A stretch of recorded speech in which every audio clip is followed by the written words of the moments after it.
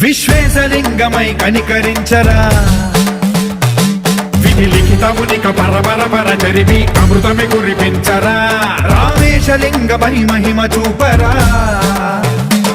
పలు శుభములగని అభయముని లిఖితము సతతము అందించరా